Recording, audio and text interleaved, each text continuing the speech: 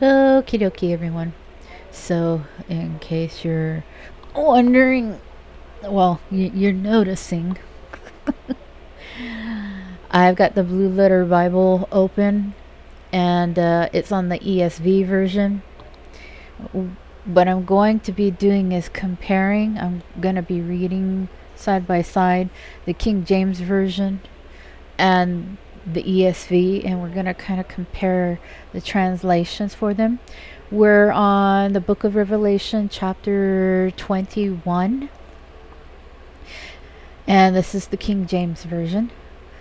And I saw a new heaven and a new earth, for the first heaven and the first earth were passed away, and there was no more sea.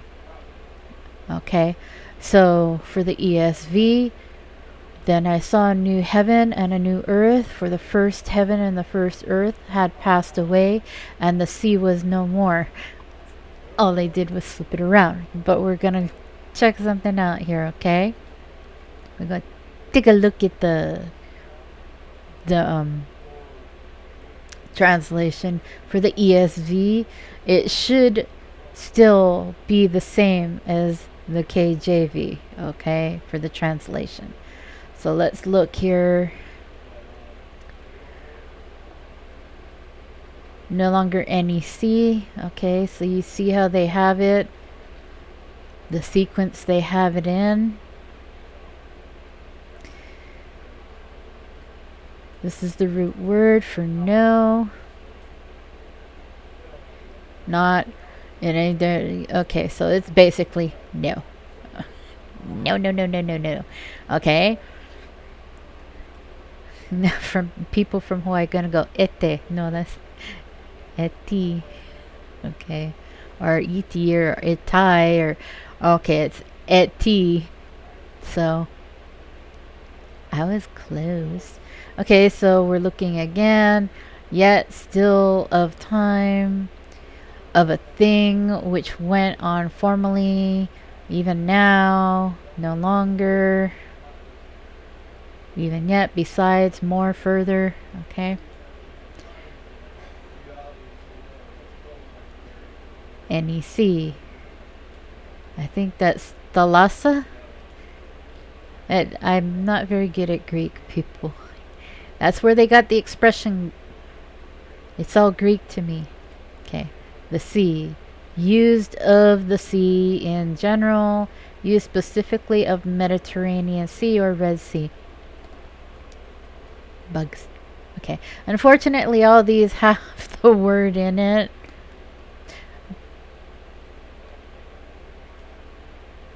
But we basically know what a sea is. But I'll get into that. I'll get to that in a sec here. Okay. I want to show you the King James. Remember the sequence, okay? I want to show you the King James.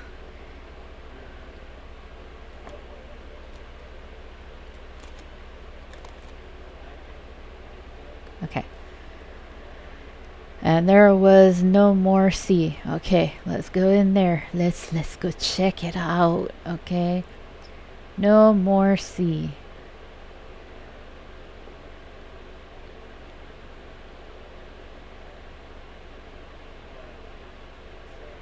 So all they did was reverse it. Okay, all they did was switch things around.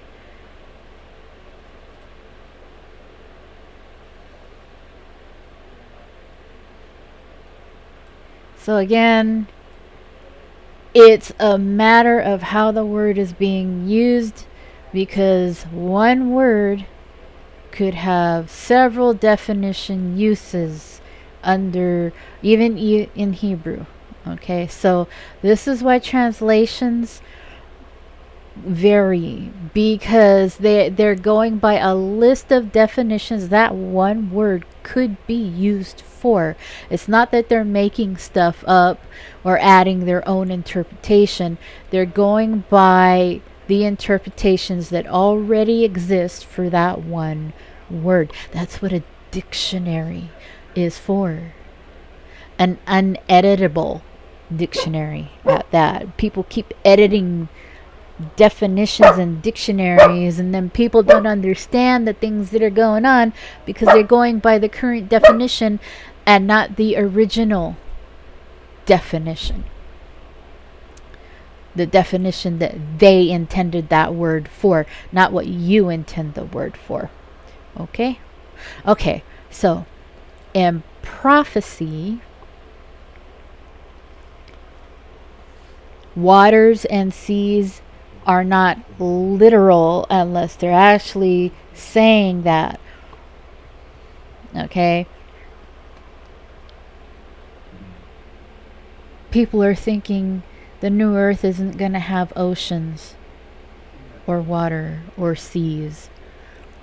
But in the prophetic sense, because this is a prophecy, it is referring to the multitudes of people. There will no longer be overpopulation. We'll just put it that way. There will no longer be overpopulation. Now, if I'm wrong on that, of course, God will correct me. But it's prophetic. It's not a literal sense of the word. You will find instances where there is a literal use of the word, but something will come within that paragraph where they're actually saying it is an actual liquid and not a metaphor. Okay? So in this instance, no more sea means we're not going to be overpopulated with the new earth. Okay? So let's read this again. And I saw a new heaven and a new earth, for the first heaven and first earth were passed away, and there was no more sea. No overpopulation. Okay?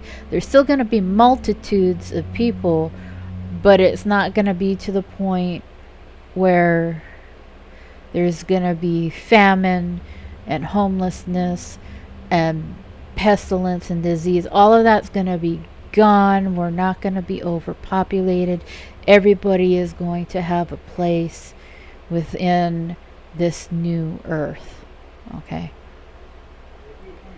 And there might not be any seas. I don't know. There might. I'm just telling you right now, the sense of the word being used is describing people. I'm not saying there's no way that God wouldn't create a new earth without an ocean. I'm not saying that. What I'm pointing out is there will be rivers, because it says so. There will be a river. Where is that river gonna go? I don't know. I don't know. I guess we'll find out, huh? Anyway, but it's exciting though. If there is no ocean, kind of bummer if that's the case. Unless God is going to make this new earth so fantastic that whales are swimming in the sky and dolphins and fishies. Are there even going to be dolphins and fishies? And are sharks going to exist? Or are even animals going to be around? So it kind of shows you how interpretations can be different, but the wording for the root words still have the same definitions. That's why I keep stressing Strong's Concordance, because Strong's Concordance can still tell you what it actually means, even though the different version is different on the way it's worded. Oh, I got some water on there. Anyway, this is definitely going to be edited, so I'm too happy. Okay, so anyway, so again, This is how you can still be able to understand, even though the different versions are worded differently. You still go to Strong's Concordance. It will still have the same list of definitions for the words. They just may be reversed. The ones you want to watch out for, again, I don't know about the other versions of the Bible. I heard the NIV is a little iffy because there are entire paragraphs missing. So there's no way you would be able to get a proper root word translation if the paragraph isn't even there to look the root words up. So yeah, so just keep in mind when you're looking at a specific version of the Bible, you compare it with the King James Version, because the King James Version pretty much has everything in it. It's just harder to read. So you compare it to the King James Version, and I would say the example, the second paragraph, okay? Say you have a Bible version where this paragraph isn't even here, and you wouldn't even know it because you didn't pick up the King James Version, so you don't know about that paragraph that's missing. So that's why I recommend you compare it with the King James Version. That way you know if something's missing. That way you can go look up the definition of the words in that missing paragraph, and then you get a better context, and you're not lacking something that was said that version of the Bible took out. Okay? And a lot of people say, oh, these things were added. I'm sorry, if there's a root word, it's from the original scroll. If there is no root word, then it was added in. Those are things that are okay to go, okay, well, it's a filler, because some of them are fillers, because when they got the scrolls, they're papyrus, and they crumbled, and they edged away in the center. Bugs got to them. So there will be sections of that scroll that are missing that they had to guesstimate. Was that word the, it, was, he, she? They had to fill in that blank. Okay, so for example, and I, John, saw the holy, and then that portion of the scroll was missing. New Jerusalem coming down, that's missing as the bride. Then you're like, you gotta, I'm not saying that these were actually missing in the scrolls, it's an example. I'm saying they need to figure out what these two words were.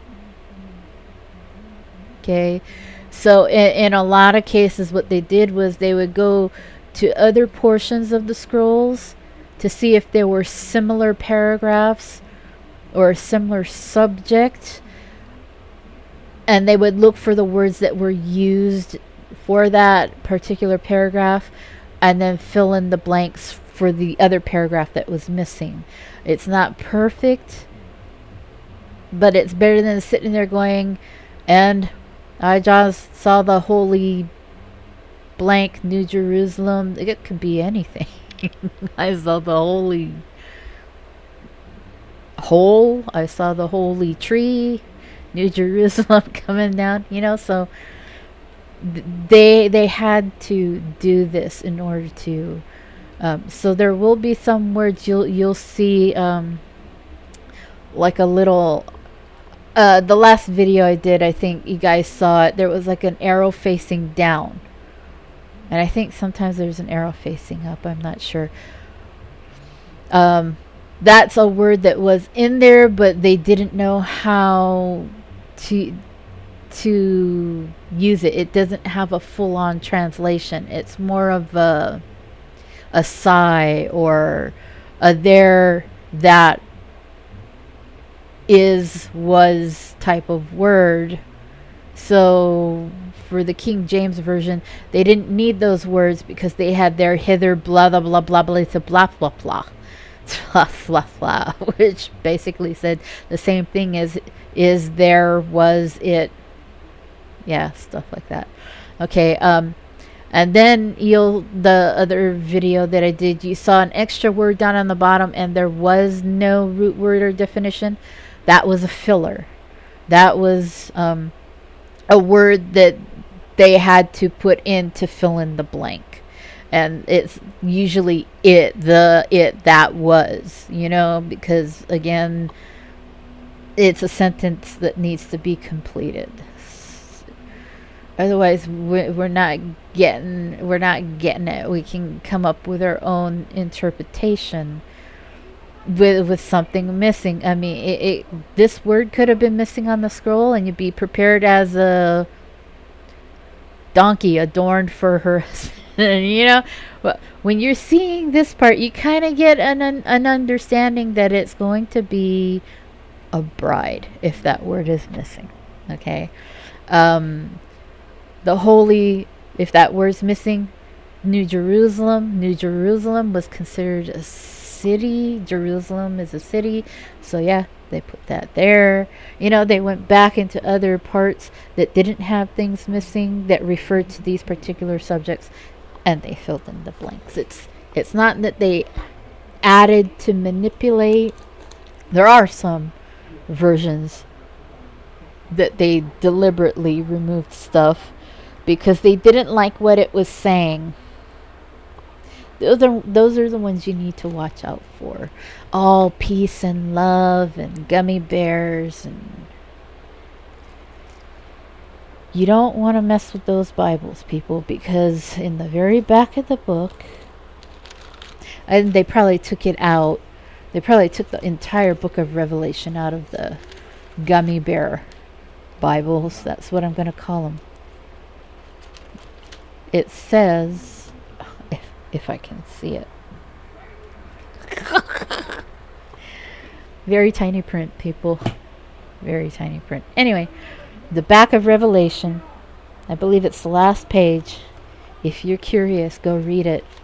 Clearly tells you, be careful not to read too many books, and if anyone taketh out or addeth in. Okay, so here it is. Okay. For I testify unto every man that heareth. For I testify unto every man that heareth the words of the prophecy of this book. If any man shall add unto these things, God shall add unto him the plagues that are written in this book.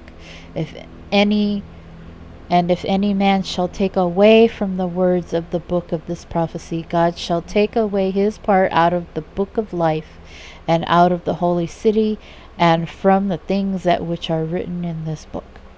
Okay, so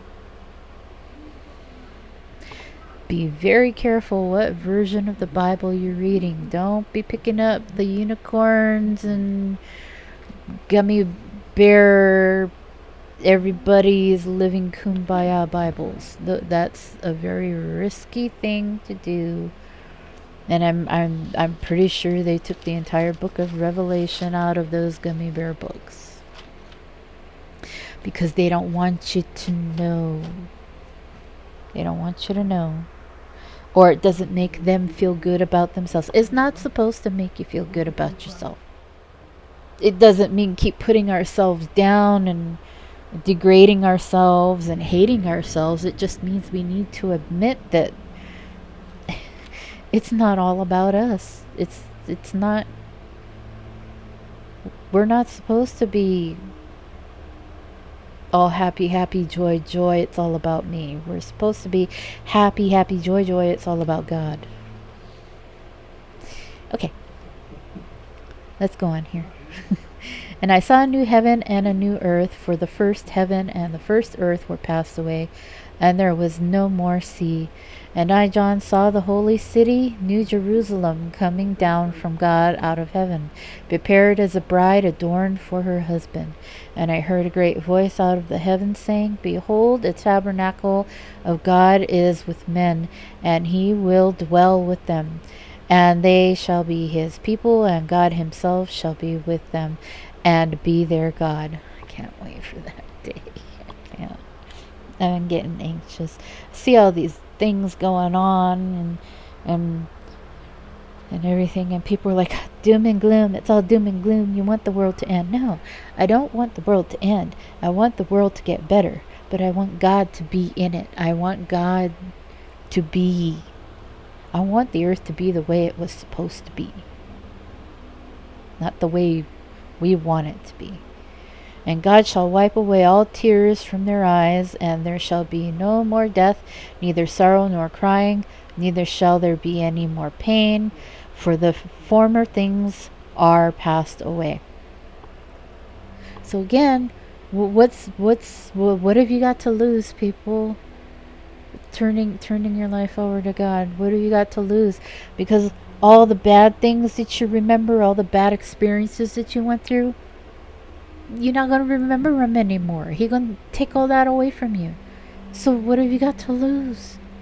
What have you got to lose to put your faith in God? I mean, all of this stuff that he's telling us he's going to give us,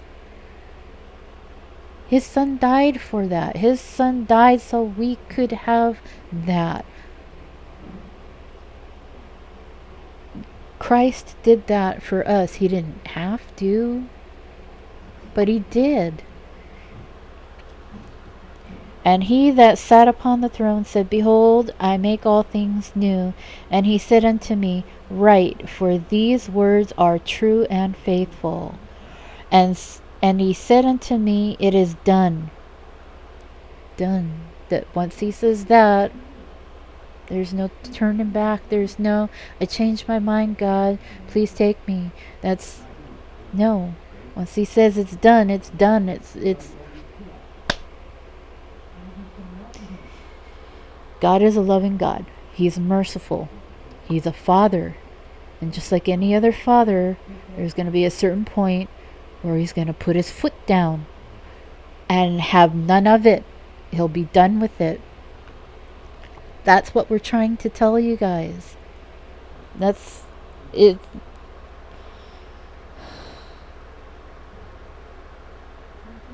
And I am Alpha and Omega, the beginning and the end. I will give unto him that is athirst of the fountain of the water of life freely.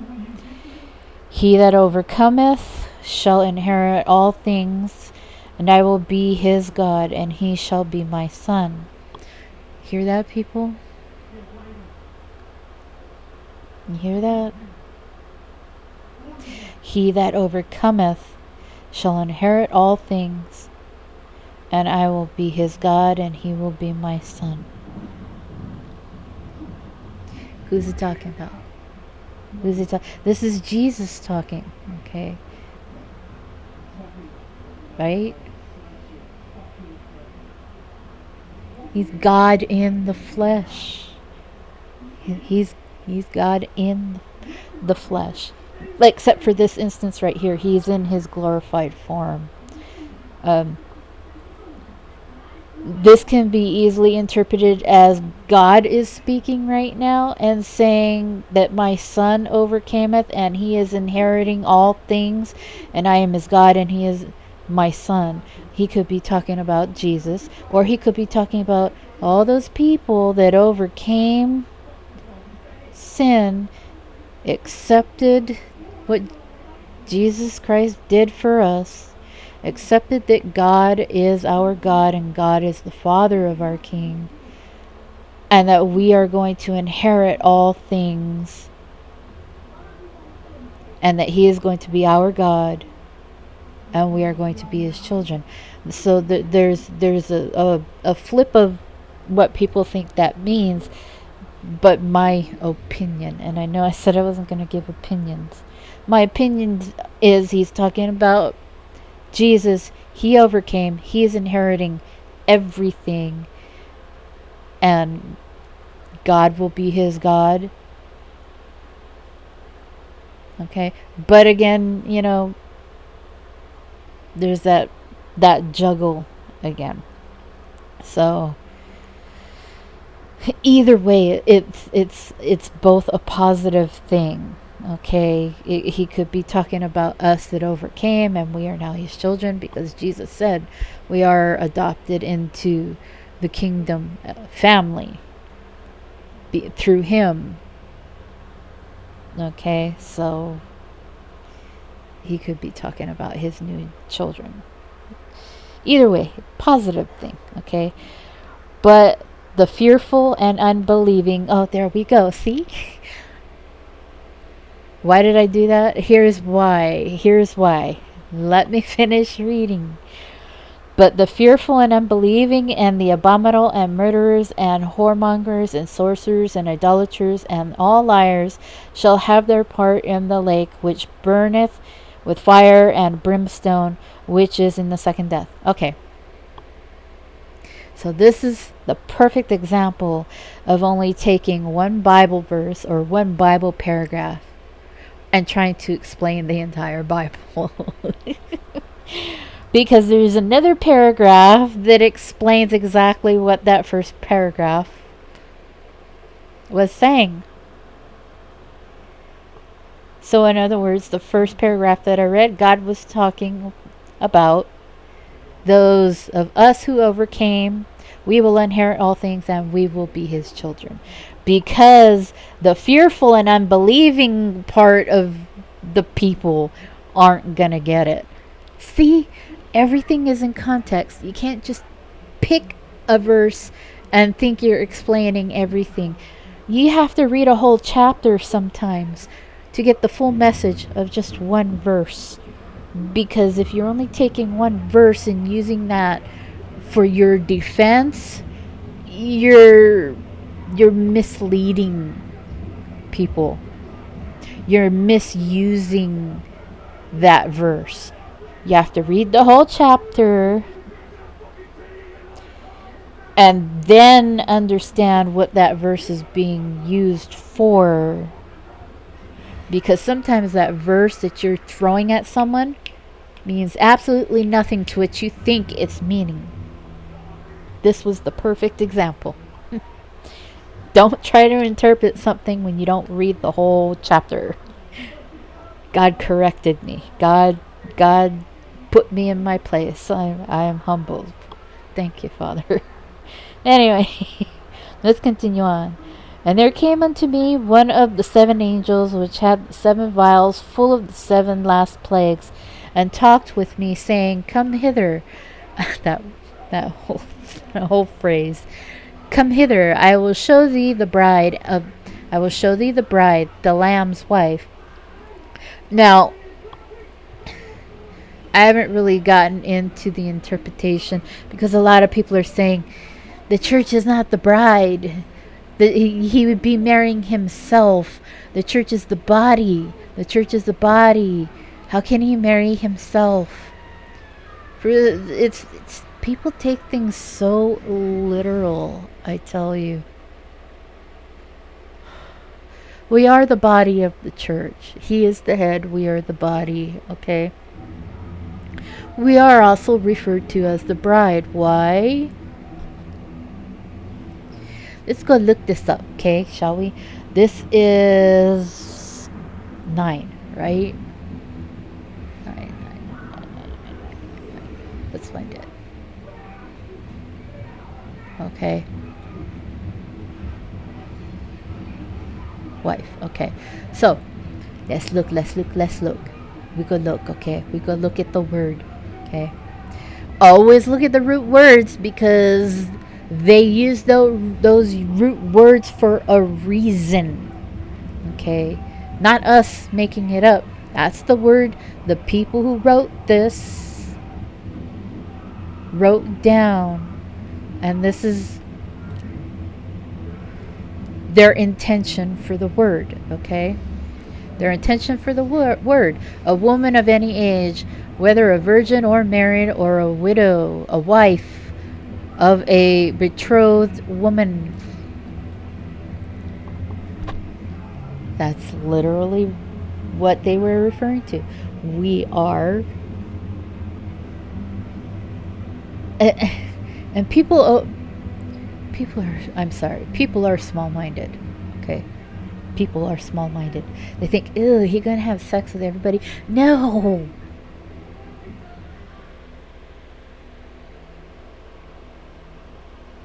I don't know about on the new earth and sex-wise. It doesn't say. It does says that there will be still multitudes of people when this new earth is also. Anyway, everything will be destroyed, and then we will go up to heaven. There won't be sex in heaven. That's clear. There won't be sex in heaven. We won't need to procreate in heaven. Okay? Whether it happens on the new earth, it's not very clear, but there is a verse somewhere in here that said something about a 1,000 generations. So there's is a possibility that we are still procreating within that 1,000 years. Who knows? Okay? But the whole point of being referred to as the bride or the wife is because he's going to take care of us. That's come on, people. It's because he's going to take care of us. That's another metaphor, people. The husband takes care of the wife. Whether you guys like that or not, I don't care. That's what it's saying. That's what a husband's duty is.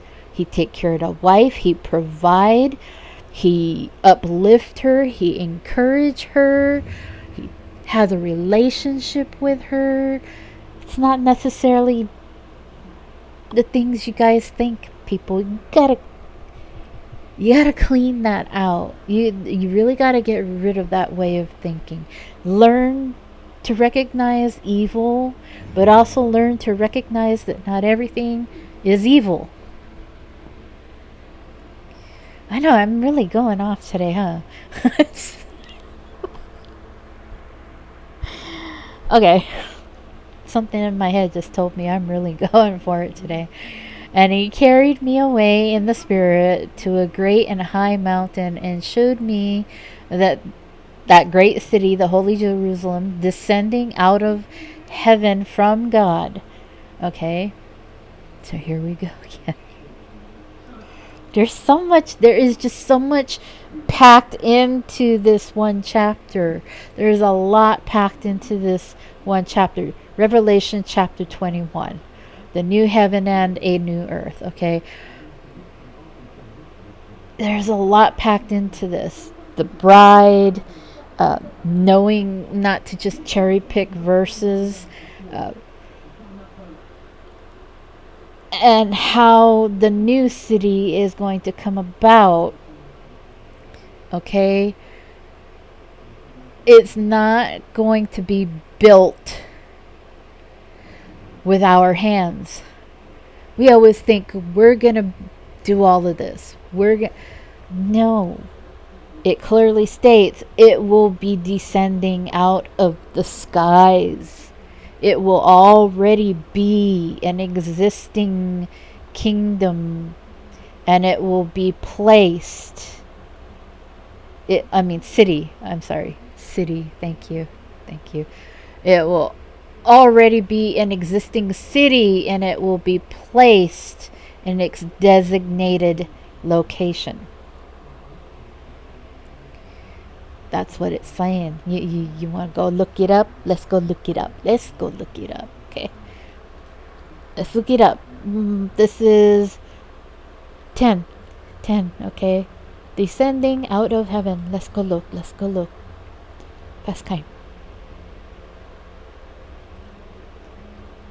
Root word. Okay. Root words. Let's look it up. To go down, come down, descend. The place from which, ignore that.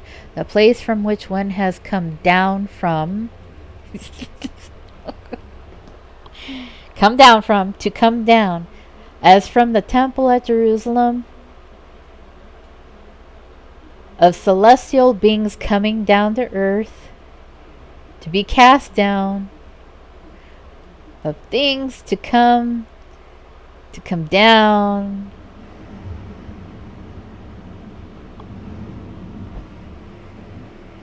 The root words don't lie, people. Okay?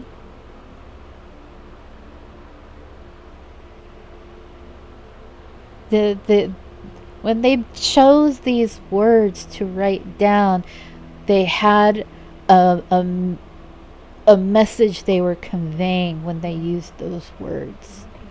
Okay? So this is going to come down, descend. It's gonna come from above, people. And I can only imagine. My imagination is probably so primitive compared to what it would actually look like. But my imagination is, if you have you ever seen the movie First Encounter of the Third Kind, and then the ending scene with the spaceship just so huge and it fills the sky, and he goes in and it's so beautiful.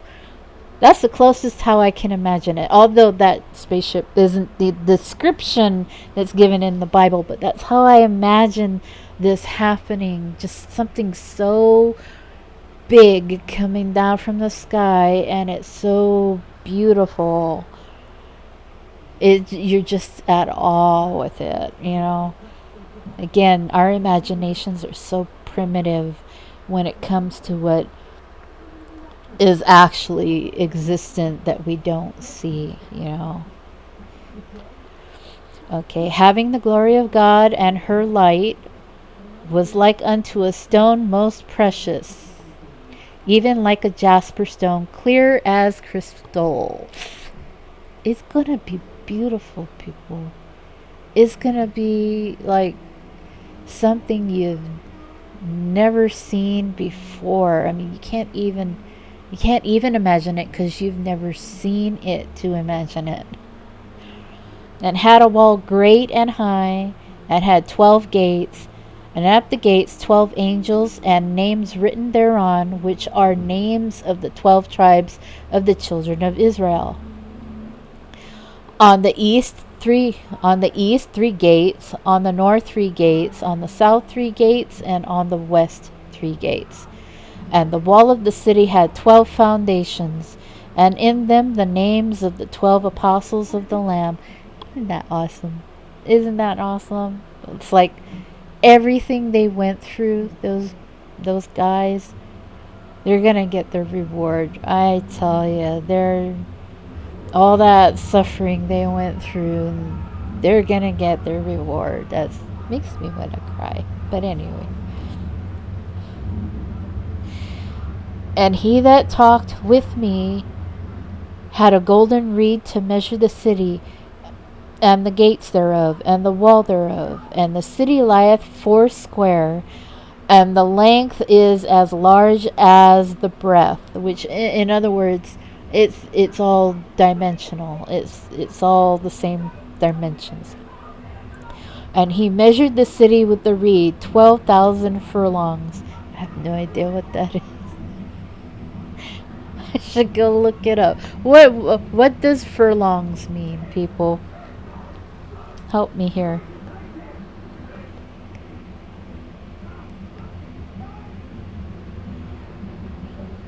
Of distance equal to 220 yards. Okay. Okay.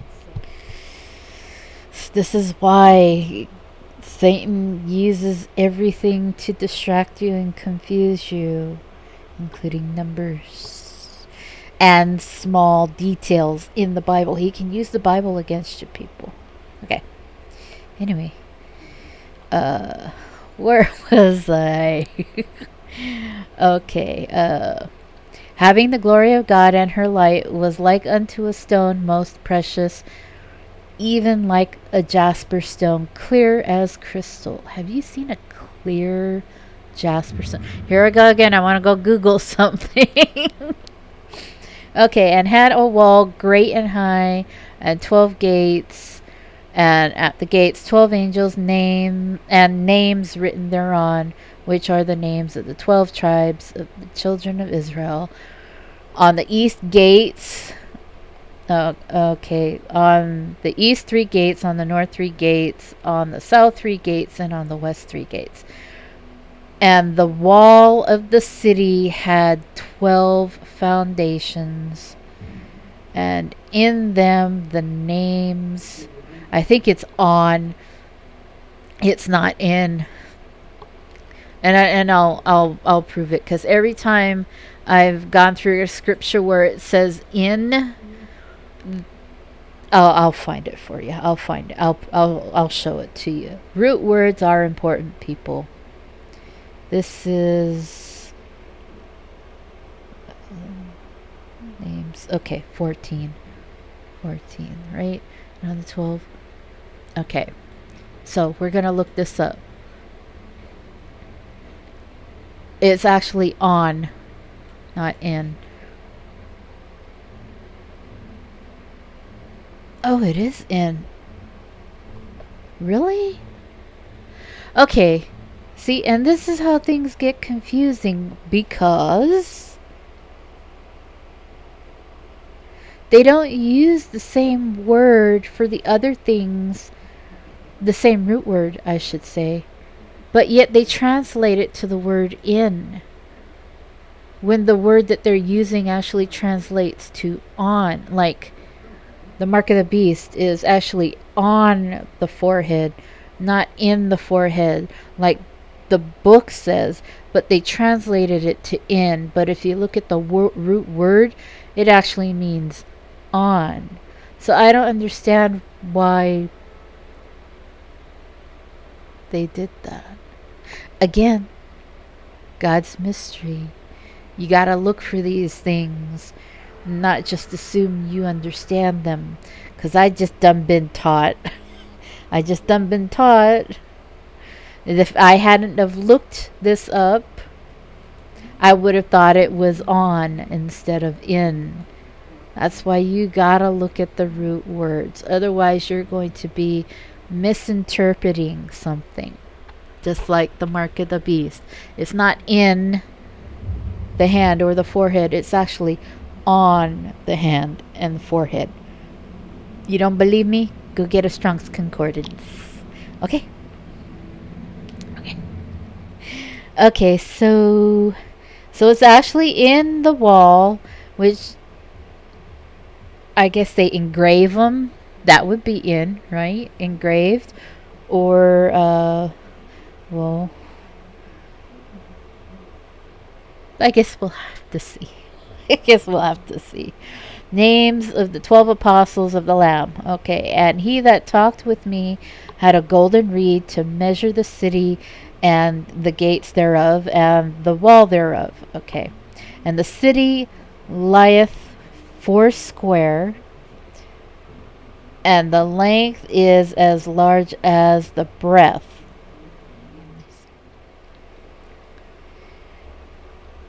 12,000 furlongs. Oh, 12,000 furlongs. The length and the breadth and the height. Oh, okay. The length and the breadth and the height of it are all equal. So it's a square box. No, it's not a box. Although people do have depictions of it looking like a box, it's not a box, people. That's just the height of the highest building within their city. Okay? Making it look like a box. And he measured the wall thereof 144 cubits, according to the measure of a man. That is of the angel. Okay. And the building of the wall of it was okay, and the building of the wall of it was jasper, and the city was pure gold like unto clear glass. Do you guys understand any of that? The walls are see-through. Everything's see-through. You can see right through it. I think that's what it's saying. Like, or either that clear like glass. Yeah, clear like glass, see through. Like it's see through. So it's not like the people on the outside are not going to be able to see the beauty of what's on the inside. They just won't go. They won't be able to go into it. And we'll probably get into that part in a different chapter. There will be people on the outside of the city, but you'll still be able to see inside, apparently.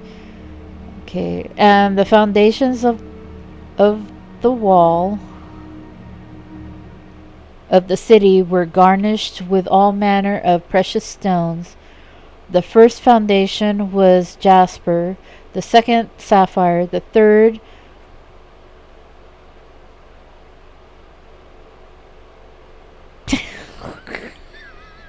I've never heard of this. Chalcedony?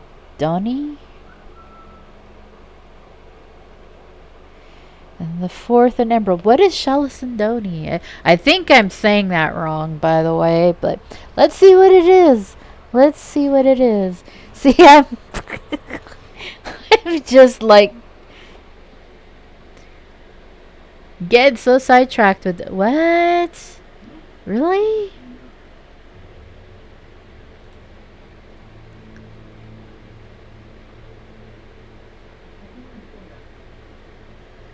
That's pretty.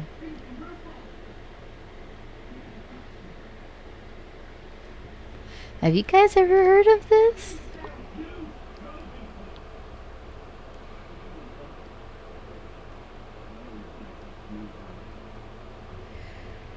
Is there a way to pronounce this word? If I heard it, I'd probably know what it is.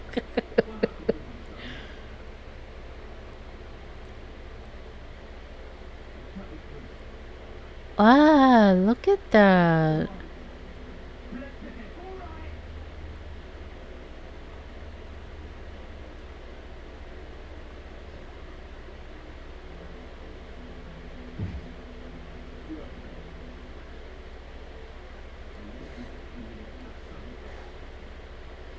And it comes in different colors.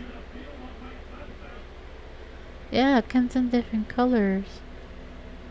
So, it's not quite telling us what type of this mineral. I'm gonna call it a mineral. Just everything's sidetracking me here. But look at that. Okay, so that's gonna be one of the foundations. One of these colors are going to be one of the foundations. An emerald, and we all know what emerald is. The fifth is sardonyx. I'm gonna be looking up all this stuff now. I'm so curious. Okay, so that's Chalcedony. Chalcedony.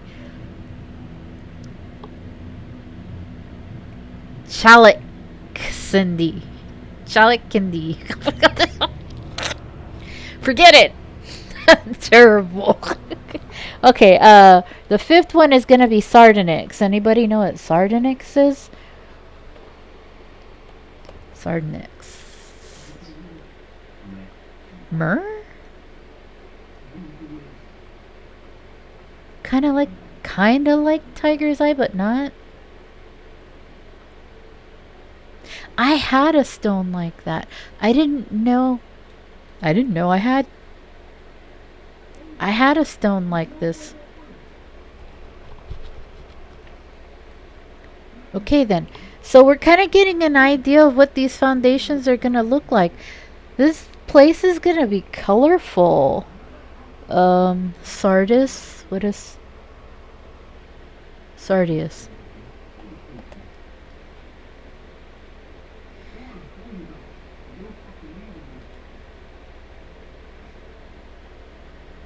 So we're kind of getting an idea of what this is gonna actually look like. It's wow, Sardius. chrysolite.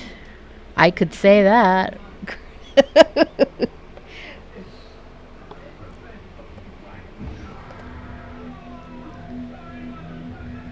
Yeah, so it's going to be a combination of colors. Well, that's going to be so. Life is going to be so full of color. That city is going to be full of color.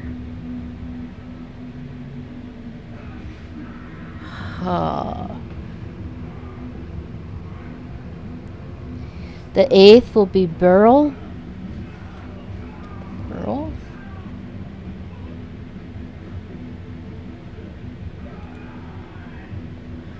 So we're kind of getting an idea. This is all going to be crystal-like in nature. It's going to be not made of man-made stuff.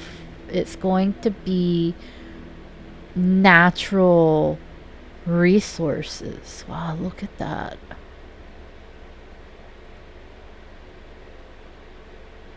Oh my goodness. That kind of gives you the idea of the gold walls that are clear like glass, you know?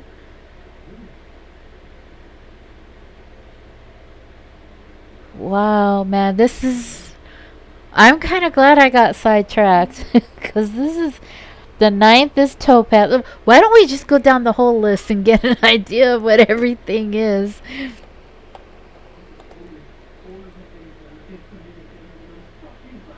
Yeah, they're pretty much gonna be clear.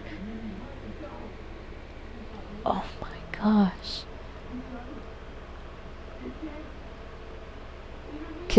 Chrysoprasus? Shame on me.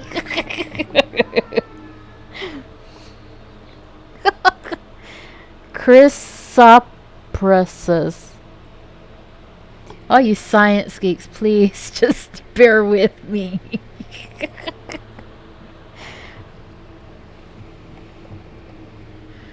Oh, I missed something, but I'm pretty sure it'll pick it up. Close. Again, it might be the, this might be the Greek word for it, so. The geek word for it. There we go. Chrysoprasus. Look at that.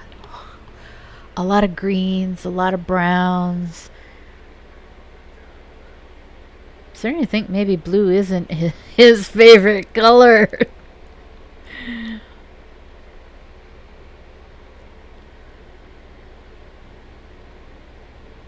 That just kind of makes me. Look at that.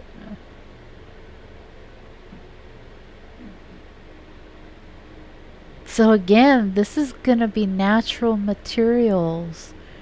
This, how many foundations are there? And the foundations of the wall. So there's like 12 foundations representing each tribe and each apostle. I'm guessing. Of course, the number 12 also has an important meaning. But I haven't gotten into the numbers importance. Once I'm done with the book of Revelation, we only have like one page left of it. I'm going to be getting into Ecclesiastes, but on the side part, I will be looking at the importance of what the numbers represent, not how they're calculated, but what they represent.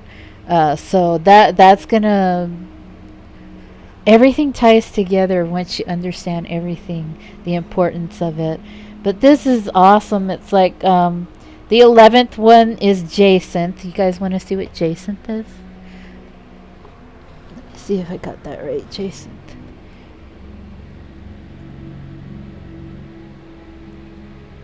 Oops. No, I did spell it right. Well, there we go. See? Greens and fiery tone colors. Of course, you got some, but that's what it looks like it's going to be like gold, fiery tones, earthy tones.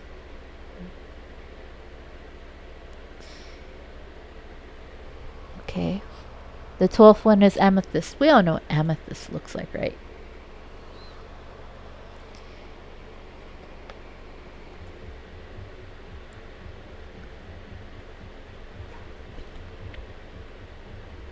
Purple. Purple.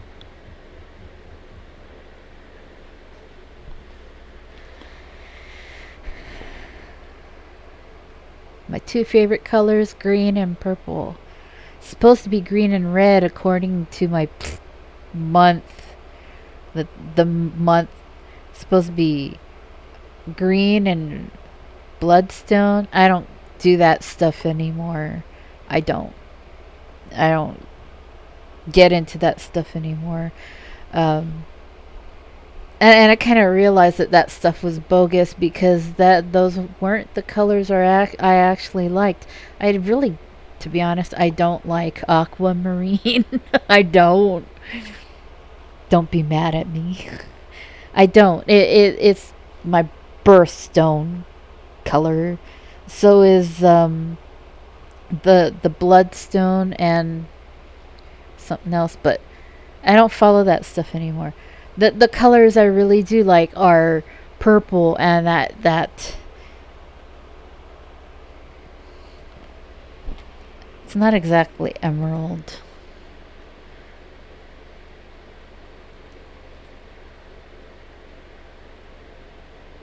This is more of the color I like of the green. I like the darker tone greens, but closer to that other green that I saw. What was it again?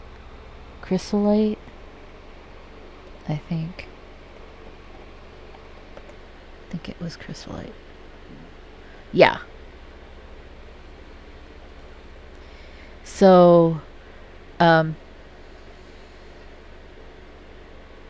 I don't see it now.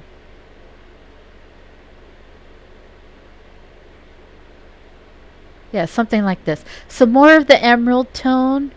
Chrysolite has more of a yellowish green tone to it.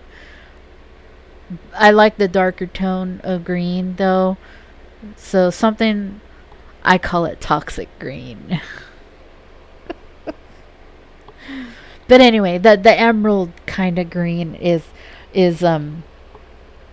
purple and emerald green are my favorite colors. So I'm so happy. I'm so happy. Yeah. Okay, anyway. Again, getting sidetracked just by details, but there's so much details in this one. Okay, so it tells us what these foundations are made out of. Go check it out. I mean, just Google every single one and you'll kind of get an idea what just the foundations are going to look like. And the 12 gates were 12 pearls.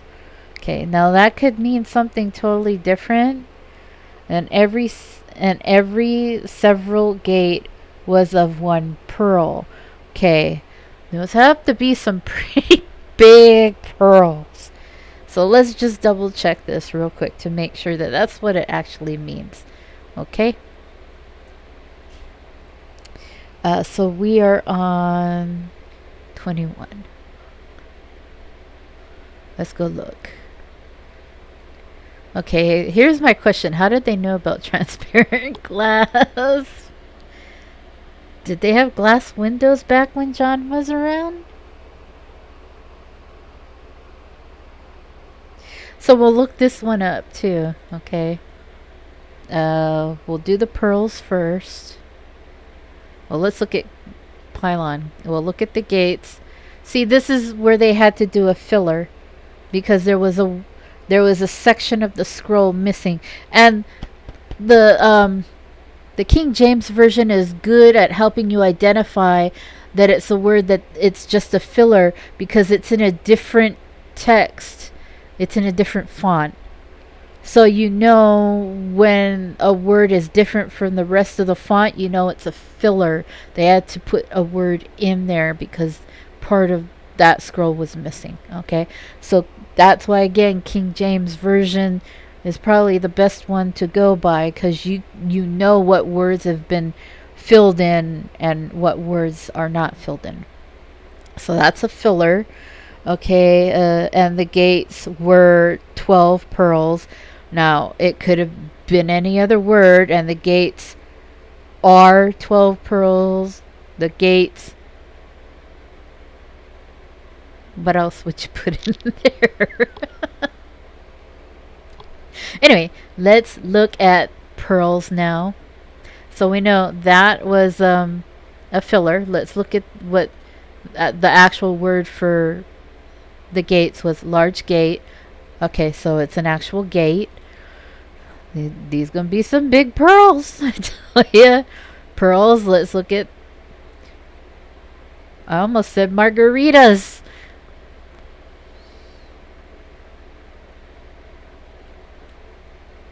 Wonder where that is. That where they got the word from? Anyway, no.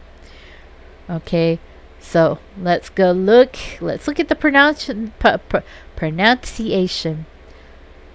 Marguerite.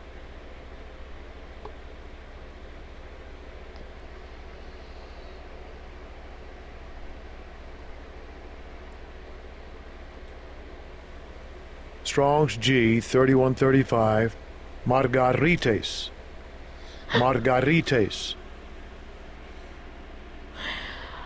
Is that where they got the word margaritas from?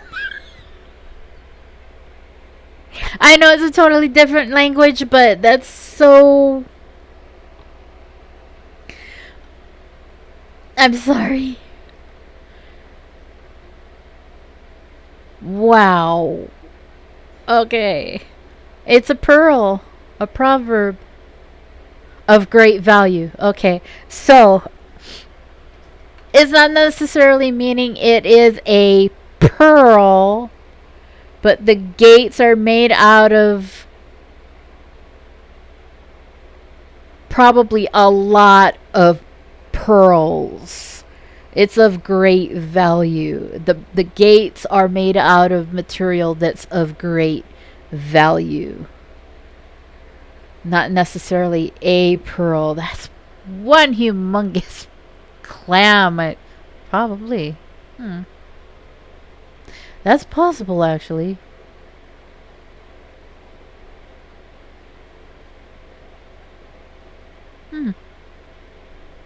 With God, anything is possible.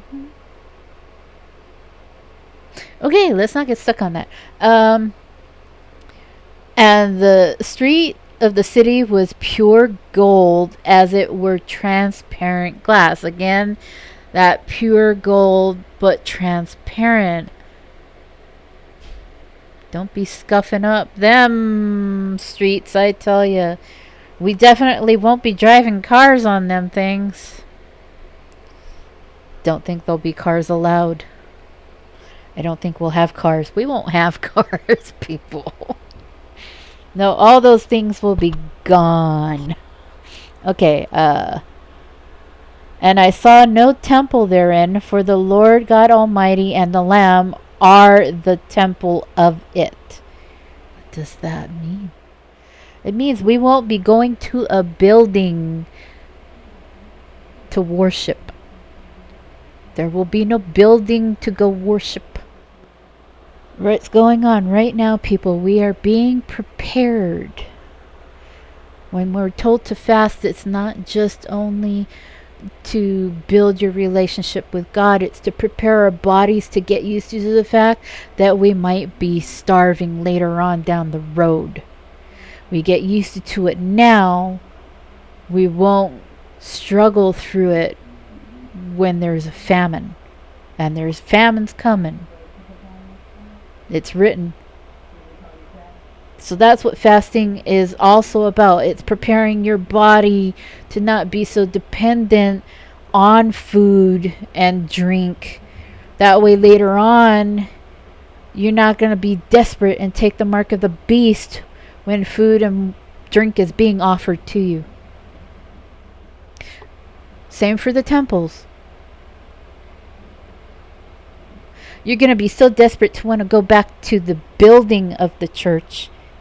You're going to do it, the mark of the beast, just to be able to open that church back up. You don't need the building. Get used to not having the building. We're not going to be going to a building to worship our God in this new earth. This is all preparing us. We have to prepare in the flesh because our flesh is weak.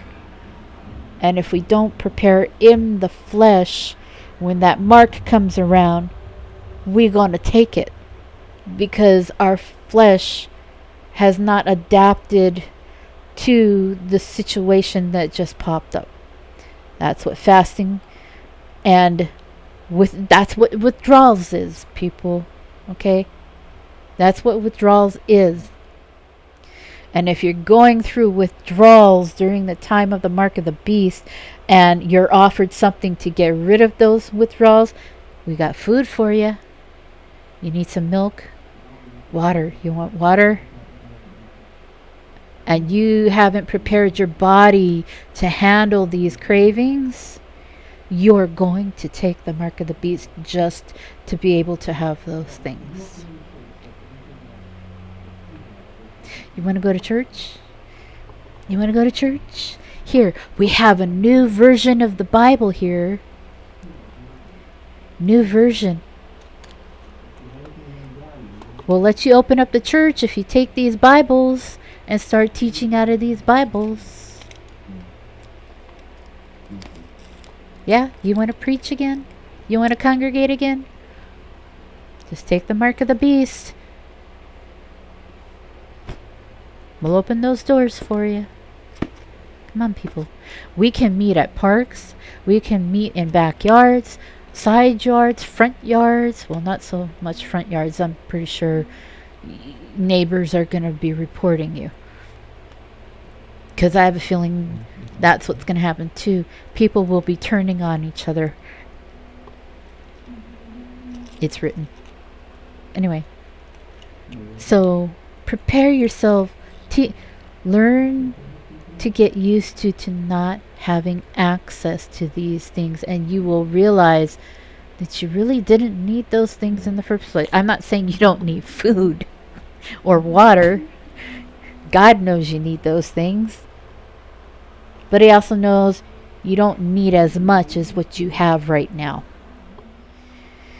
For a while, I was living on 1 meal a day.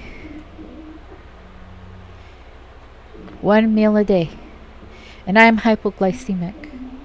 And the only reason why I was making it is because the rest of the time I was working or sleeping. So it's not that I'm fully adapted to it, but I did it. I did not starve to death. Look at me. I did lose weight, but I was under a lot of stress. When I did get hungry and I was working my butt off physical work, while your stomach is going, I'm hungry, or while you're feeling dehydrated, that's how you're going to feel when the mark of the beast comes around and you have not prepared your body for that. You're going to be desperate to get rid of that feeling, so you'll take it. I'm just warning you guys, people. I'm warning you. That's what's gonna... Not everything's all beautiful palaces and gemstones. People, we have to go through the ugly before we get to the pretty. Okay? So let's prepare ourselves. Okay. And the city had no need of the sun, neither of the moon, to shine in it, for the glory of God did lighten it, and the Lamb is the light thereof. And people are going to be like, no sun, no moon, oh boo, forget it. I thought the same thing. I thought, no, not being able to enjoy a quiet night anymore, just by the light of the moon. I used to think that. I got depressed the first few times I read that. I was like, no moon, no sunny day, just kicking back. No, we're gonna have the light all the time. We won't need to have a night to sleep. We can kick back and relax even through the light of the Lord.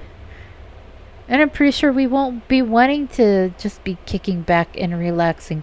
We'll be wanting to do things. We'll be wanting to be around Him and doing whatever it is that we'll be doing up there. We won't want to just be laying there staring at the sky, doing nothing, thinking about all the woes we have, or trying to ignore all the woes we have, or appreciating what God created, because we'll be right there. We'll be right there with Him. We'll be right there with Him. So, oh my gosh, it says to rejoice. Even during the bad times, rejoice. Okay, so our purpose for worshiping will already be there. We won't need a temple. We won't need the sun or the moon, because the light will be there all the time. And the nations of them which are saved shall walk in the light of it, and the kings of the earth do bring their glory and honor unto it. So he's going to give authority to people, and they're going to honor all of this. We're going to be recognizing all of this stuff. We're going to just be right in it.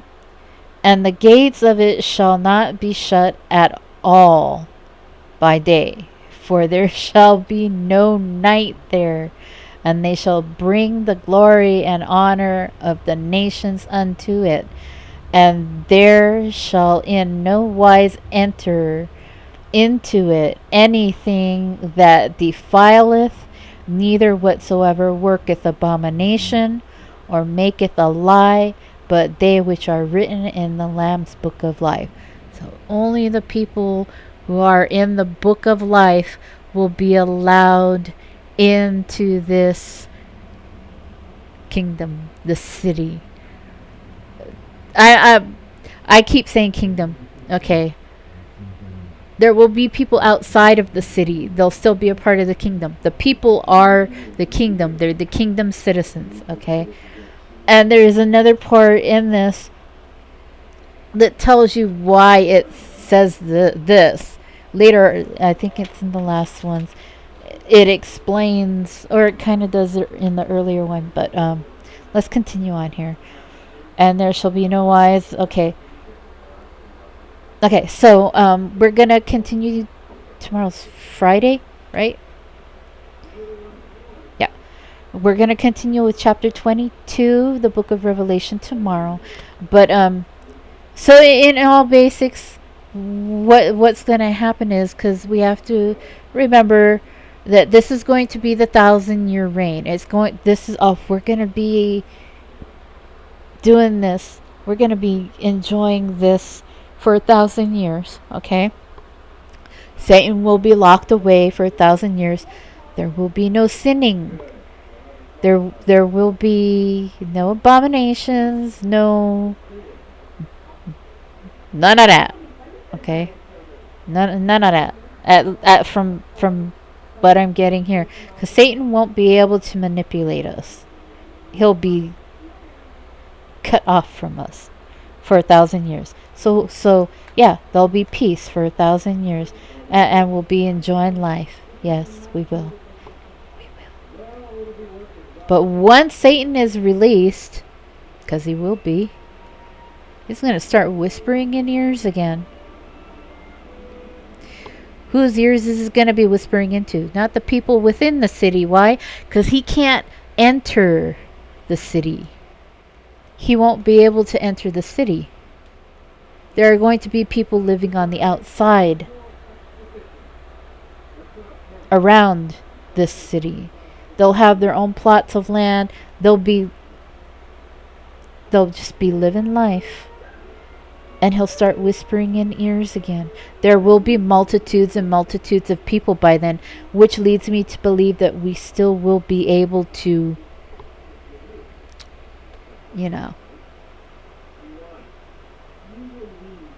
procreate. And then all this, Satan will start all this stuff up again with people, and they'll start doubting. And I have a feeling it's going to be because of privacy, maybe, or you know how people get tired of a government, or I would say a monarchy. He's going to start whispering into people's ears about, well, why can't you do this? Why should you have to do this? Why do you have to do this all the time? Isn't this more important? There's going to be a time where people who made it to this new heaven and earth and saw all the bask in the glory, it's probably going to be the later generations. It's probably not going to be the people who were taken up, because we will, or no, I can't say that. We won't remember all that stuff. So it could be us too. It could be us doing it, because we won't remember all the bad stuff we had to go through in order to get there. Because he's going to take all that away from us. He's going to take all those bad things away from us. We won't remember it. So again, Satan can, in our ear, and start putting doubt in us. Start to doubt our King, our God. Because of certain things, he'll start putting that whole prideful thing into us again. But he's going to start putting doubts in our thoughts, because he's able to do that. He's going to just walk around like he did before, looking, watching people's patterns, their habits, and then he's going to find a weakness within those habits and patterns and start whispering in their ears about those weaknesses. About God is omnipotent. He knows your thoughts. He knows what you're doing. Maybe Satan's going to go, aren't you feeling violated, that your privacy is being violated? Don't you deserve some privacy? Is it any of your government's business? Right now, it's none of our business. Right now, it's not our government's business. They not God. They man. It's none of their business. But again, I see a transition. Things are transitioning to where God can use those events and those situations to bring his kingdom forward. So let's not get that twisted, people. Even though these things were intended for bad, it does say what was intended for evil, God will use for good. Let's recognize that. Okay. Oh my gosh, I think I've been going at this for an hour. Anyway, if I am wrong in any way, may God correct me, especially my opinions. My opinions don't belong in here. They're my opinions. I'm not telling you to believe my opinions. They're just my opinions. It doesn't necessarily mean I'm right. God has corrected me a few times in this. Okay? So let's go with that. Pray. Keep praying. I am going to stress repent. Repent, repent, repent, repent. Fast. It doesn't have to be a cold cutoff. I did a Daniel fast. Daniel fasts help. And what I did was I'm not bragging. I'm just kind of telling you how it worked for me because I'm hypoglycemic. Um, During the day, I did it for 7 days. During the day, I would not eat. And then as soon as the evening came around, as soon as the sun went down, of course, in different places, the sun's going to go down at a different time. So blot yourself a specific time.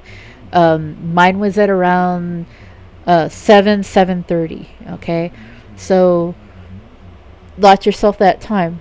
Once that time came around, I had myself trail mix and a healthy milkshake, and I did that for 7 days. And let me tell you, it wasn't as hard as I thought it was, because when I was taking something in, it was things my body needed, healthy things.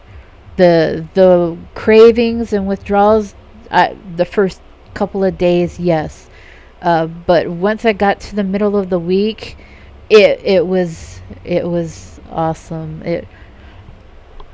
It was like I wasn't, but that's probably because my body was already used to it from when I was working in the nursing home, and I was, you know, eating one meal a day. So my body, like I said, that's a perfect example. Your body will get used to it. Okay? So I'm encouraging fasting. It doesn't have to be just food and drink. If you're not big time eaters and you don't drink water all the time, fast from other things like the TV. Because people go through TV withdrawals. The power goes out, people go nuts. Some people go nuts. They can't turn on the TV. They don't know what's going on in the world. Okay? Fast from computer. Again, I gotta know what's going on. I gotta know what's going on. I gotta post something. Fast from that. Fast from going out to parties. The things that you like to do all the time, you're going to have to fast from, because when all this stuff starts happening, you're not going to be able to do those things anyway. When the wrath of God comes, I don't know if we're going to be here. I'm just saying. When if we are here for those hard times, I know we're going to go through some big challenges, because it clearly says we're going to suffer. We're going to suffer by man, not through God, not God's wrath, man's wrath. And that's what we need to be preparing for, so we don't fall away, so we don't fall into temptation. Because those are the things they're going to tempt us with. They're going to, for some reason, we're not going to have a food supply or access to food or water or other things, cell phone service, internet service, power. These things man can control. And if they want you to do something and they have control of those things and you're not complying, they can flip a switch and see how long you're going to last. Some people will cave in the first week. Some people will take a little longer. And there will be those who won't comply at all. And they're the ones that are going to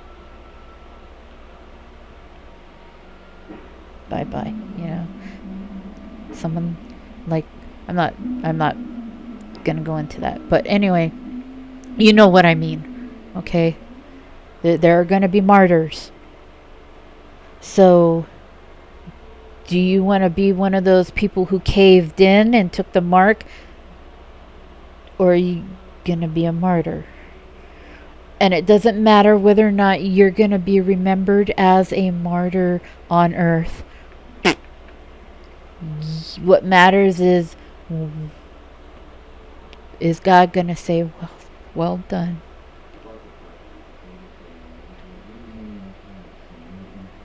Anyway, I'm gonna go now. I'm gonna go now. Take care. God bless. Pray. Keep praying. Prepare yourself. Prepare. Like I said, there are a lot of things going on. We just got a bit of confirmation that shipping is being halted for supplies. This includes food, which is why I'm telling you, adapt to fast. Just learn how to fast, people. If you don't know how to fast, there's a lot of information on the internet that tells you how to fast, but the Bible also gives you an idea on what type of fasting, like the Daniel fast. That's what I did. I suggest starting off with that.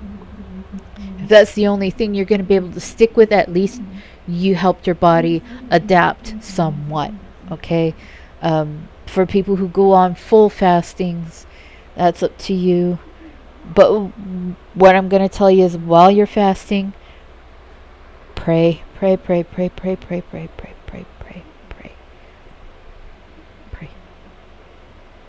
And of course, there is a section. I think it's in Ecclesiastes. I keep saying that wrong. Ecclesiastes that says some he will not hear them while they are fasting, and that's not necessarily. He's not necessarily talking about Christians. I believe he's talking about people that are into that spiritual thing that fast, that think they are of God. I did a thing on Chrislam. I did a short video on that. You might want to check that out because I do believe there's fasting in that. So again, it could be through that he's talking about. It could be people who are doing fasting in vain and not for the proper reasons. So again, I'm just telling you guys, prepare. You guys see it, and if you don't see it, isn't it better to be called crazy and know that you were right than it is to make them happy and then find out you were wrong? Isn't it better to be bullied because you believe in God and follow His word than it is to ignore His word just so you don't get bullied? A lot of these people are going to find out that they were wrong and they're going to regret it. Do you want to be one of those people? I would rather be called crazy than find out, you know? Anyway, you guys know what I mean. I'm going to let you guys go now. You guys, have a good night.